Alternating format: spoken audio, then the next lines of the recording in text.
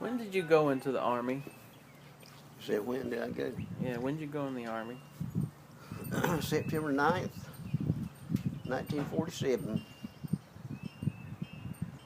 Been around a good piece of back. What all did you do in the Army? Oh, well, I took training at Fort Bliss, Texas, Fort Bliss, South Carolina. And I finished that, and they sent me to a place beyond north of Baltimore, and I can't think the Aberdeen? name. Aberdeen.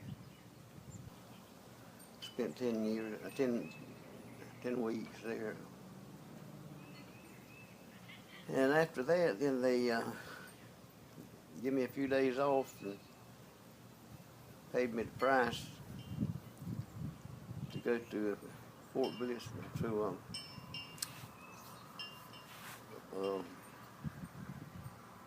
San Francisco, California, a base there. I can't think of the name of it. In the meantime, they gave me leave, and I had time off at home before I went there. And when they sent me there by train.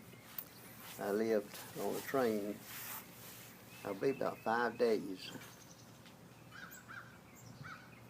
Sleeping, eating, and everything on it. Same one, I think, for the whole trip. I spent just a few days there, and they sent me on a boat to Guam. En route to Guam, we went through under the Golden Gate Bridge. Yeah, bridge. Yeah, went under it. That's a big drill over the bridge. I don't see how they made it such big and it stay there and rebuild it and all that stuff. Now they might do some repair work on it. I don't know. I hadn't heard him talk about anything like that. But it's been there now for right many years. I want to say it was built in the 50s, in the 30s.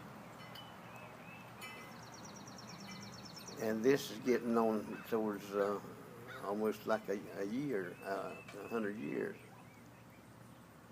It's been there. And if they've ever done any major repair on it, I don't know it. But we went under that on the boat to Guam, and that bridge is you can't believe it. Have you ever been over there? I saw it from an airplane, but that's all. From an airplane? Okay. Could look down on it.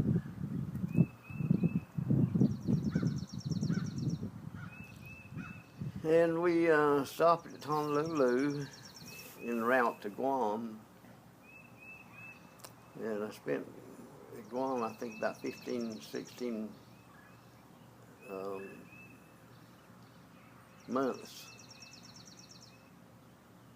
In other words, almost 2 years. They sent back over a year. And there they sent me to El Paso, Texas. I stayed the remainder of my time in the Army there until they discharged me. So I look at all the things and the doings and the things I've been involved in and trips and all that. I look at it as a trip to enjoy and to see at no cost. They pay you a little bit to do it. And I look back at it and say, I enjoyed it, all of it. When it was going on, I was wanting to go home.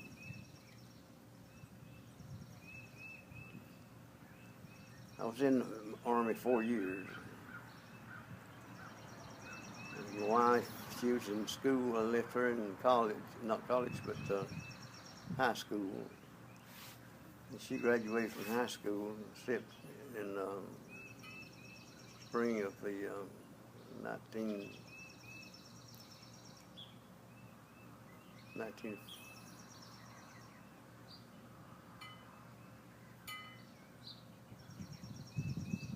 I forget time.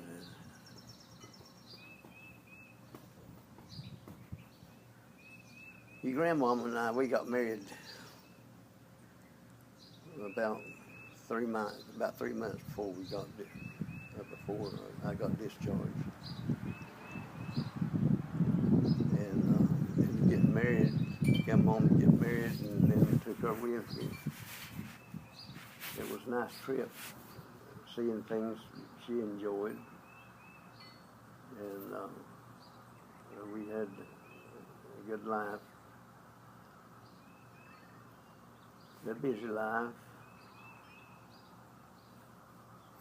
Didn't you used to write love letters while you were in Guam? Yeah.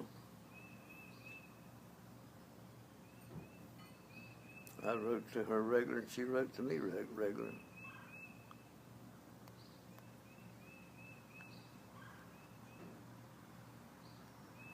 They didn't have phones? You didn't have one? No phones? You told me about like this. Nothing. Now they had,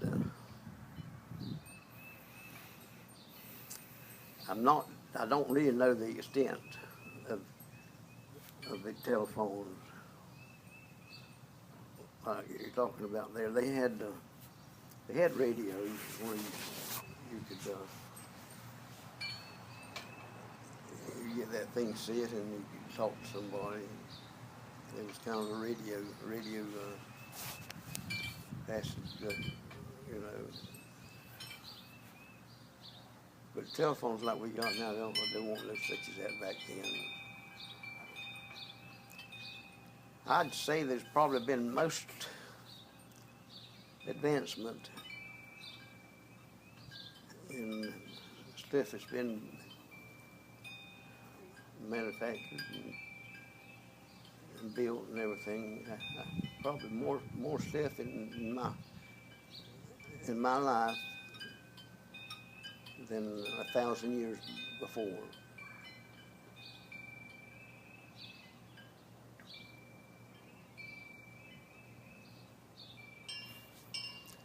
Because this, in my lifetime, there's been a time of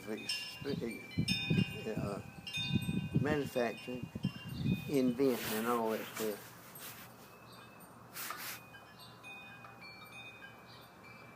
There's a guy that lived about 10 miles in this direction, about 10 miles from here. He was a bootlegger. He drank and manufactured what they call steels. Mm-hmm.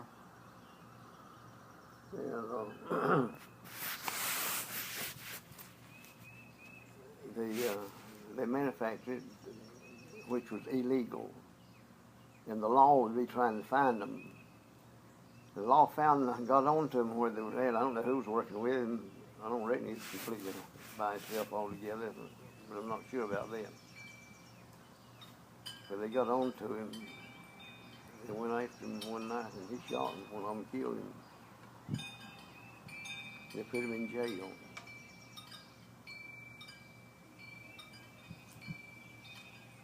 And when he was in jail, he manufactured, invented the automatic rifles, where you can shoot it, and the power for that thing going through, enough of power to go through a little hole and comes back and recock it. He invented that.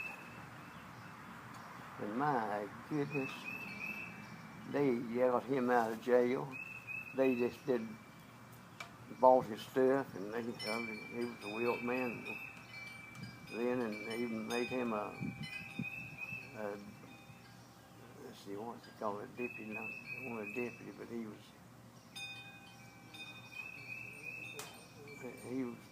if I'm not mistaken, he could carry a weapon with him, I believe he could. Anyway, they treated him like a king. They bought all his stuff he had, and that just changed the whole series, the whole thing about rifles and everything. What he had done. He'd done invented more stuff than anybody. I don't know anybody I know of. And he had some people that lived over there close to Godwin. As a matter of fact, there was one guy that worked at Sears with me that I don't think it might have been his son, I'm not sure. If it wasn't his son, it was close relation to him.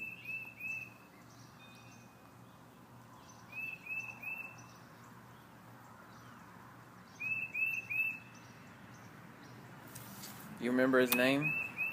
No, I can't, not his first name. He's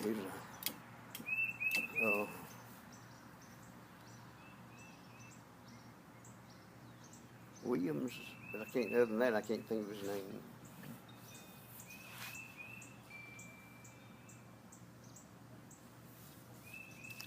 What were you when you were in the Army? Weren't you an MP?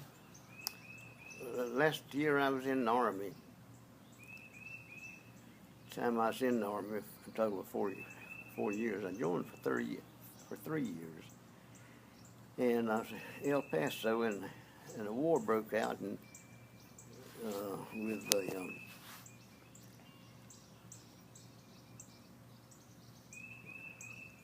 I had it on my mind, I've lost it, and I can't think of the country that came up, and it involved America. America went over there to kind of get it straightened out, you know. And a lot of my buddies that was working with me was sent over there, and we get word back from them. They got killed. A lot of them got killed. And they didn't send me over there. They sent me in another outfit there and made me an MP. Trained me a little bit about MP stuff, you know. And so the last few months I was in the Army, I was in an MP. And I enjoyed that. It was right interesting.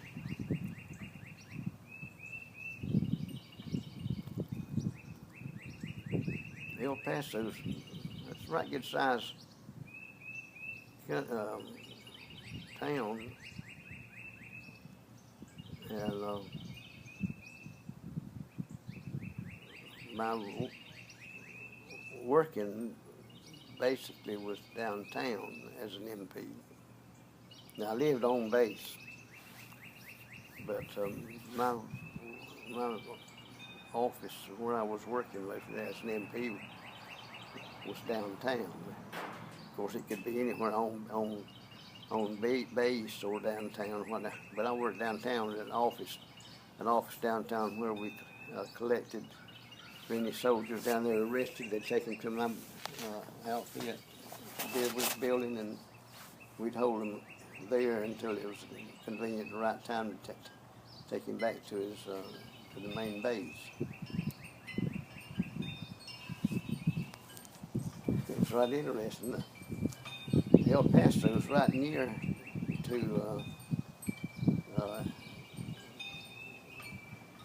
Mexico. Not New Mexico, but Mexico across the river.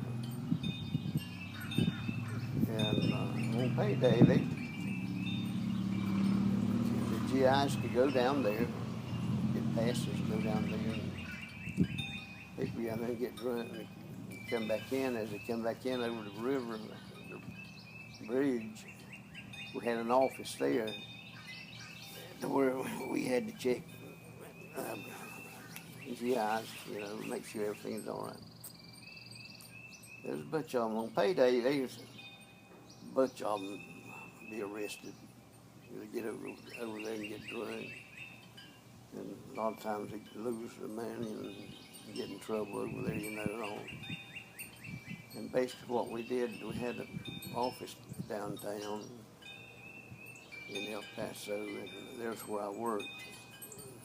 I wasn't the one in charge of it. There was another fellow that was in charge of that outfit. But I worked in the office there and could write the bladder, what do you call that bladder?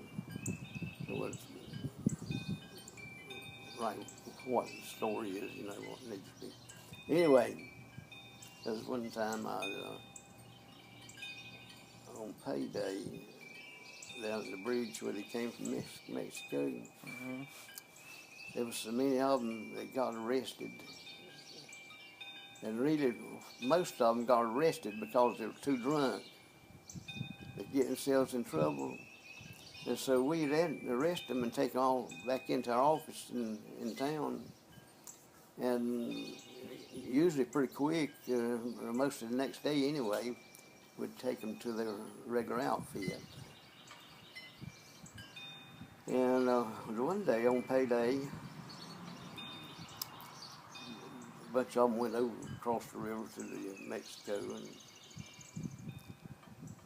come back. There's such a load of them, I had to get a big truck to go get them.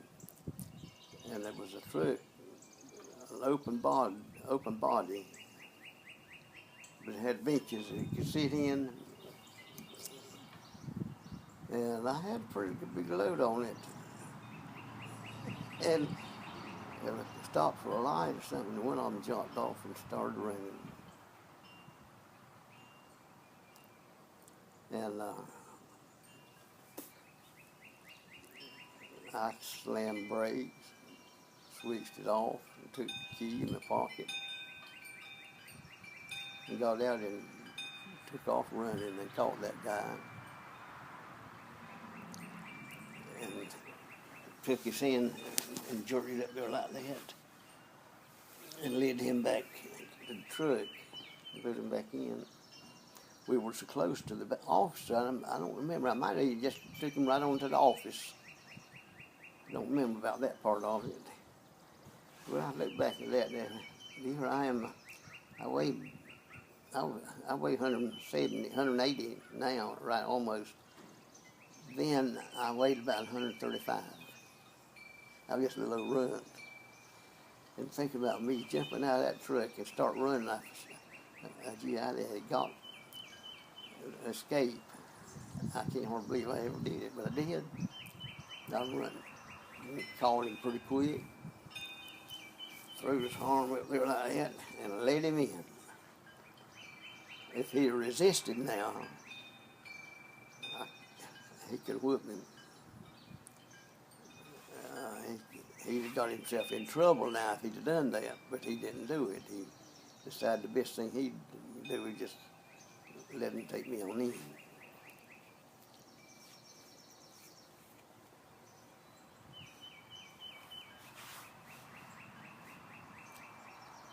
I enjoyed all that stuff. Those 4 years that I was in the Army, and I seen a lot of stuff and involved a lot of stuff, and I never got in trouble with anything. Like going overseas to Guam, it was awesome. You always got buddies, you know, that if you separate with your buddy, one go one way and you the other direction, and just like that, you got you another buddy. Whoever you want to spend time with, they'll be all people just like you, and you just like them, some of them. So, it's right interesting. I enjoyed it all. Look back at it, and Lee Ron got married. He joined the Army about 6 months after I did. And he went down toward the Pentecost, down south, toward South Carolina, South America. I can't think of the name of the place he spent time at, but he was, we weren't together. We never were together in the Army.